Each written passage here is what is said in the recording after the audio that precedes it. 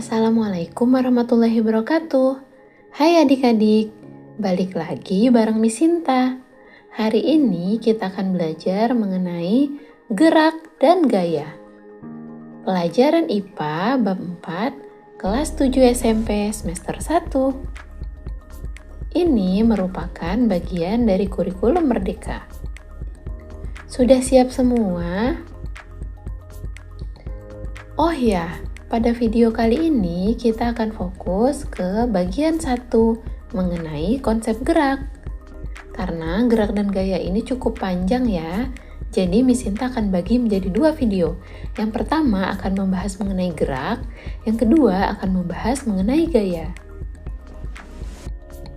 Gerak ini sendiri adalah perubahan jarak dan atau posisi benda terhadap titik acuan yang dipilih. Yuk kita mulai. Di awal tadi Miss Sinta sudah jelaskan ya apa itu gerak. Nah, untuk membahas gerak ini kita akan mengenal beberapa hal dasar seperti posisi, perpindahan, dan juga jarak tempuh. Jarak tempuh ini sendiri adalah nilai lintasan yang dilalui gerak benda. Nah, sedangkan perpindahan adalah sesuatu untuk menunjukkan adanya perubahan posisi sebuah benda.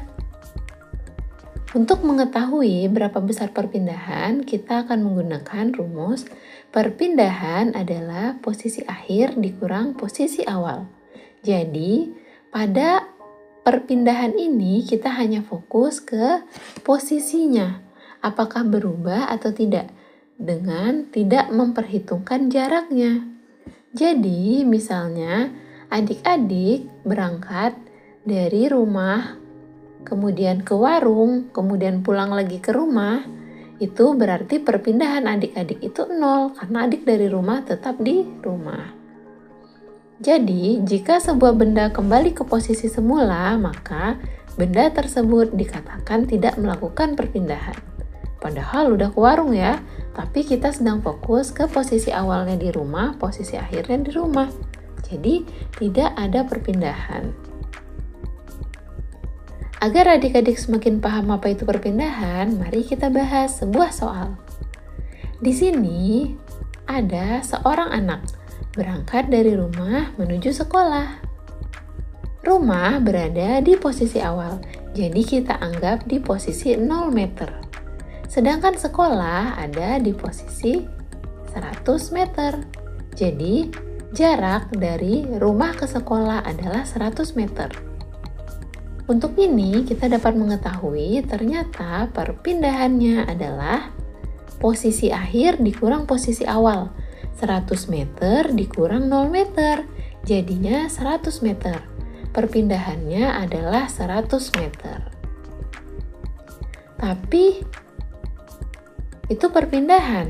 Bagaimana jarak ya? Nah, jarak adalah lintas yang ditempuh. Berarti dari rumah ke sekolah tadi. Jarak di sini sama dengan perpindahannya, yaitu 100 meter. Tapi, gimana kalau seandainya kita melihat anak tadi dari rumah ke sekolah, kemudian kembali lagi ke rumah.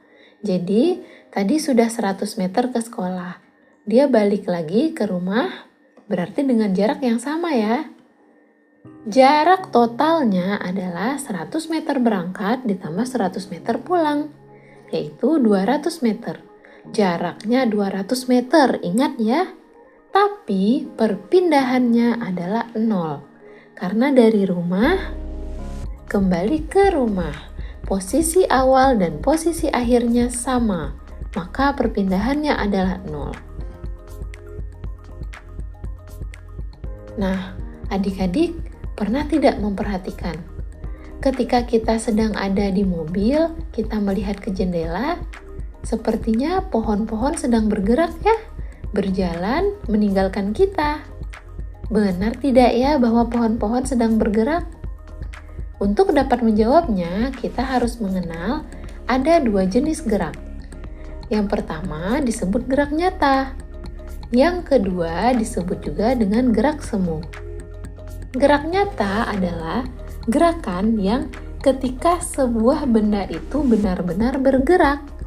Sedangkan gerak semu adalah ketika benda itu sebenarnya diam, namun seolah bergerak. Nah, gerak nyata ini contohnya adalah ketika kita sedang lari. Kita benar-benar sedang bergerak ya. Yang kedua, gerak semu itu contohnya adalah pohon yang kita lihat di jalan seakan sedang bergerak ketika kita sedang di atas kendaraan. Jadi ini semu ya. Jadi bergeraknya si pohon karena titik acuannya adalah kita yang sesungguhnya sedang melakukan gerakan. Nah, sekarang adik-adik pernah tidak berpikir mengapa ya waktu tiba dua kendaraan bisa berbeda, padahal berangkat di waktu yang sama? Mungkin adik-adik akan menjawab, ya karena jaraknya berbeda, Miss. Jadi yang satu memang lebih jauh. Ya, itu benar. Tapi bisa juga karena kelajuan setiap kendaraan ternyata juga berbeda. Apa sih kelajuan? Kelajuan adalah sesuatu yang kita gunakan untuk menghitung seberapa cepat sebuah benda berpindah. Caranya, kita menghitung jarak per satuan waktu, tanpa memperhitungkan arah.